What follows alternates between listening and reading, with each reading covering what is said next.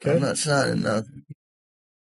Okay. I've been through the system, buddy. I know how I know it you works. have. I know you have, You're Jeff. not my friend. You All get you're to. trying to get is some stupid-ass confession, and you're not going to get one. On a seemingly regular evening in 2011, alarm bells began to sound itself in a local 7-Eleven. Reports of an armed robbery began flooding into the local police department, but upon arrival at the scene the suspect was nowhere to be found. After expanding the search, that's when it's assumed police heard commotion in a house nearby, and without any other leads they stormed in, discovering a known heroin addict sitting inside with a gun. Without any other evidence they arrested the man and brought him to be interviewed. The so-called addict was Jeff Pearson, the man who committed the robbery, and the following goes down in history as one of the only times a man single-handedly beat the cops at their own game, all that while experiencing horrific heroin withdrawal. This is what happens when the suspect outsmarts the cop. The next 24 hours were captured on police cameras within the interview room, but conversely to most footage similar to this, it was originally uploaded to the suspect's own YouTube channel on the 25th of September. 2011. This is the first sign of what makes Jeff a cult figure and a legend within the interrogation community. Jeff was held in police custody for almost an entire day, but all of the footage from the 3 interrogation sessions held barely 15 minutes. Given that robbery and arrest took place within the state of Georgia, the usual minimum sentence would be around 10 years imprisonment, ranging up to a maximum of life without parole, but it would transpire that Jeff wouldn't end up doing a minute of this time, and instead of serving multiple decades behind bars, he spent a day being served drinks and candy while delivering a master class in what to do while in police custody. The following footage shows us in stunning detail what methods the cops will try on you and how to dodge them like an absolute pro. The footage starts with Jeff handcuffed in a small windowless room dressed in prison scrubs. It's clear he's already been processed and spent some time in a cell, likely while the cops spent some time gathering the evidence and prepared to question him. Am I under arrest? For now. I'm under arrest? Yeah, I'll explain everything, but before I explain myself to you, before we talk to each other, I need to read your rights, okay? What am I under arrest for? Well, like I said, I need to read your rights first.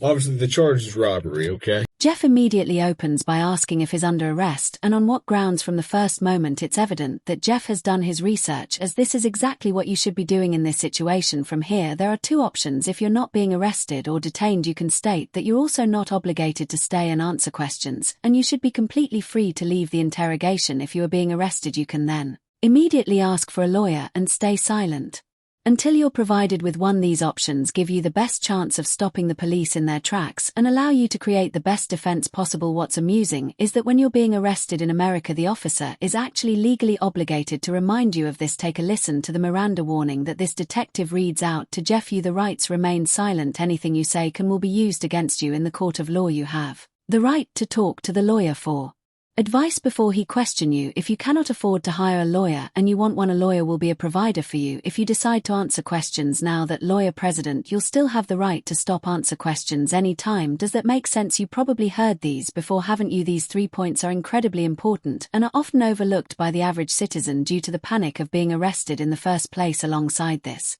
because of how much we hear these lines in media such as police shows and movies, most people completely glaze over it when they're being read these rights and fail to take into account that they're actually being provided with useful information that allows you to stay safe and protected while in police custody. What this detective didn't mention, though, is that if you ask for a lawyer while under arrest, they are not allowed to continue questioning, and you have a complete unquestionable right to refuse to answer any questions they may ask until you're provided with an attorney. The detective also ends the rights with a snide remark about Jeff's past, meant to subconsciously remind him that he is a previously convicted criminal. From the first moment, it's evident that Jeff has done his research, as this is exactly what you should be doing in this situation.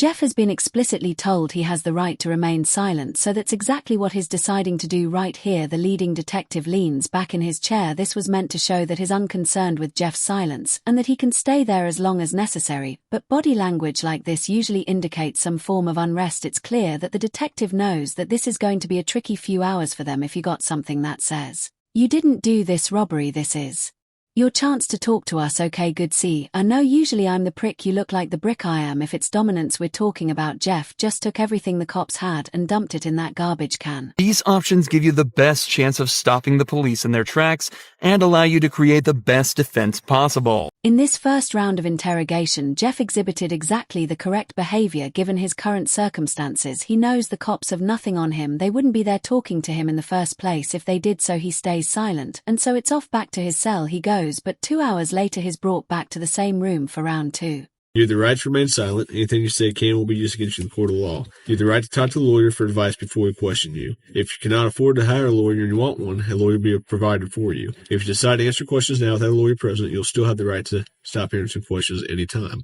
Does that make sense? You've probably heard these before, haven't you?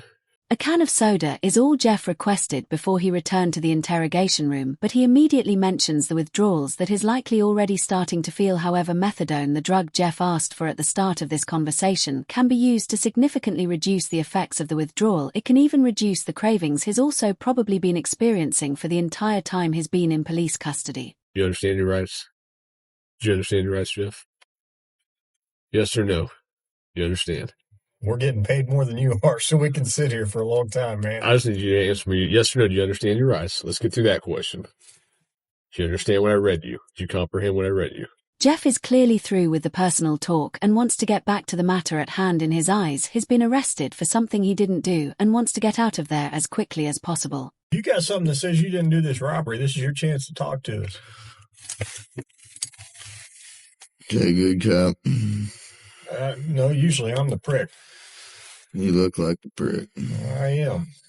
The irony of this cop saying he's not trying to get Jeff while he has him handcuffed in an interrogation room questioning him is very amusing, but even through all this, every part of what Jeff said here is so perfect it almost sounds rehearsed. It's an incredible display of personal legal defense, and is even more impressive when you layer it with the fact that Jeff is almost definitely starting to experience withdrawals. I also want to highlight the point Jeff made about how cops are simply trying to force a confession out of him. One of the main techniques used in these interrogations is the Reed technique, developed by a former cop and psychologist in the 1960s after he extracted a confession from a man accused of murdering his own wife. The technique consists of 9 steps, beginning with a polite discussion about why the suspect is being accused of the crime, followed by using certain body language and actions within the interrogation. As a display of guilt, the method ends with offering the suspect 2 alternative statements they can agree with, one of which is slightly more acceptable than the other, but whichever is chosen admits guilt and is counted as a confession. This method forces the suspect into a corner and is exceedingly good at extracting false confessions from innocent suspects. In fact, the original case that technique was formed around fell apart after discovering that the man in fact did not kill his wife and was tricked into giving a false confession. Absolutely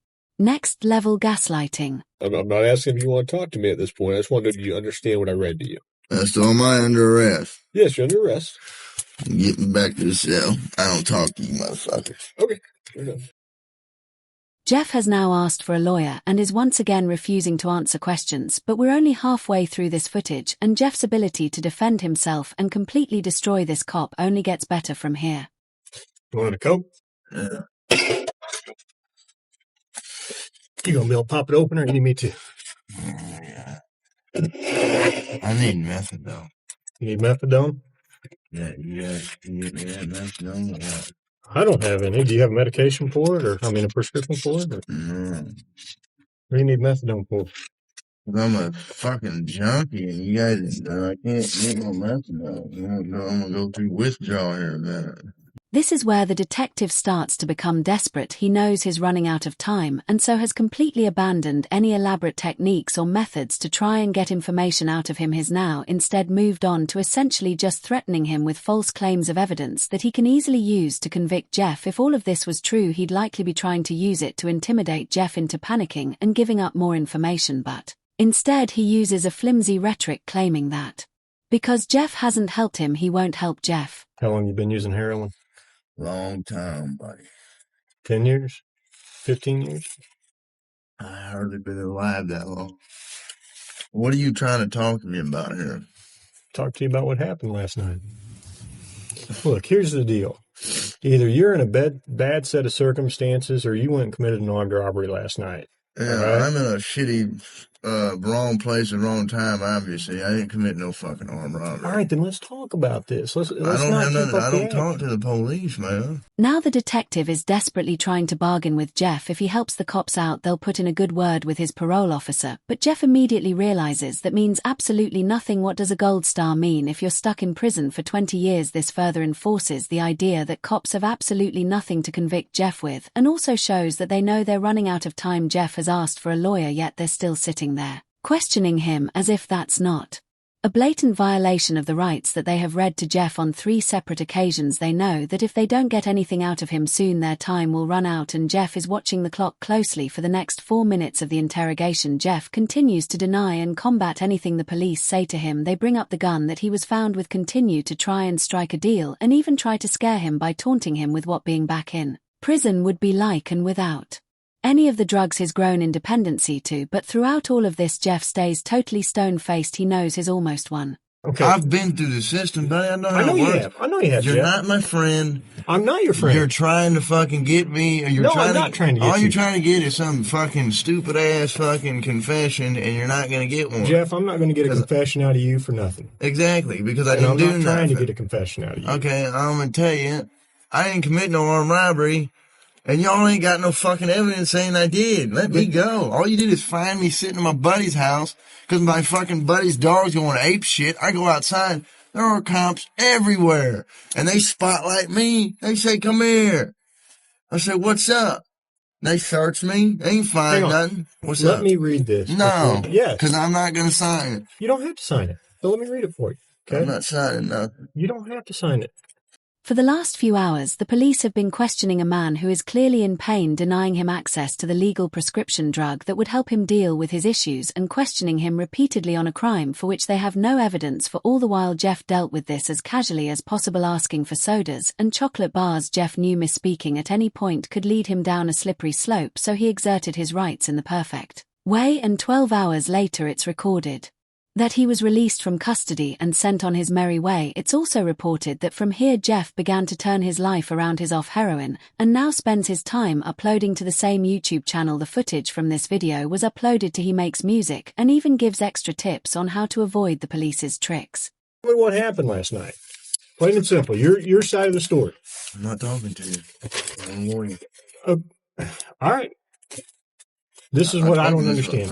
I know, but this is what I don't understand, Jeff. You were sitting there talking just like you were ready to sit here and tell me what happened last night, and then all of a sudden I read that to you and you just, screw it, I ain't talking to you. I want a lawyer. I don't understand that. What changed? Because I told you what. I already told you what happened. You didn't. How didn't I?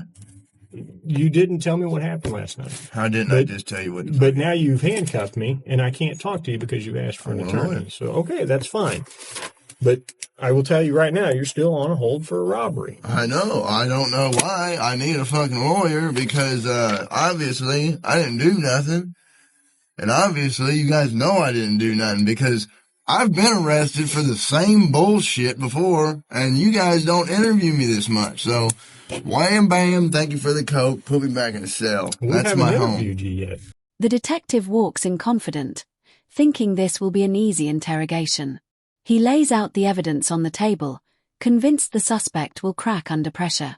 But the suspect stays calm, listens carefully, and smiles slightly, already predicting every question before it's even asked. Here's what the deal is.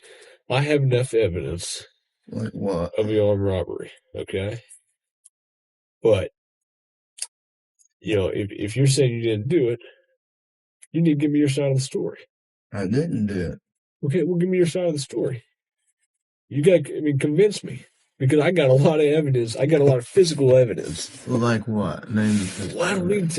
Why should I tell you that? As the interrogation continues, the suspect starts answering with unsettling precision. Every detail lines up perfectly, almost too perfectly. The detective realizes the suspect isn't just cooperating, he's controlling the conversation and subtly steering it away from anything incriminating. There's only a couple pieces of evidence I'm missing. Name them. What's that? Name them. Well, why do I need to do that? You haven't helped me out a lot. You give me a little bit, I give you a little bit. We go back and forth. I give you one of my pieces of evidence, and I give me a little something. All right? What time do you get over to Aaron's house? No, anything I say here can and will be used against me. Sure, but anything you say here, I can also tell your parole officer, and you help me out. That doesn't mean... The detective tries a psychological trick, raising his voice and accusing the suspect directly. Instead of panicking, the suspect calmly corrects the detective's assumptions, pointing out logical flaws in the theory.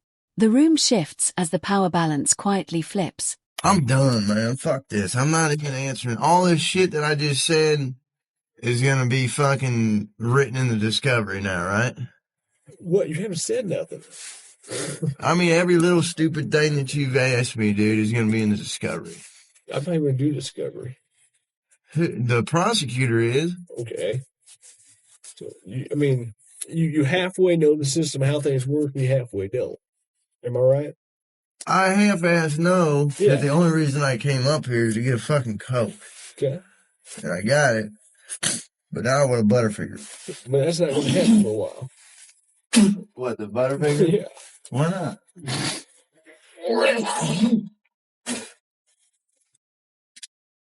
I need to go to the hospital. I'm coughing up blood. Okay. Let's go to the hospital. In the final moments, the detective sits in silence, realizing he's been outplayed. The suspect leans back, confident and composed, knowing there's no solid proof left. The case doesn't end with a confession, but with the chilling realization that the smartest person in the room was never the detective.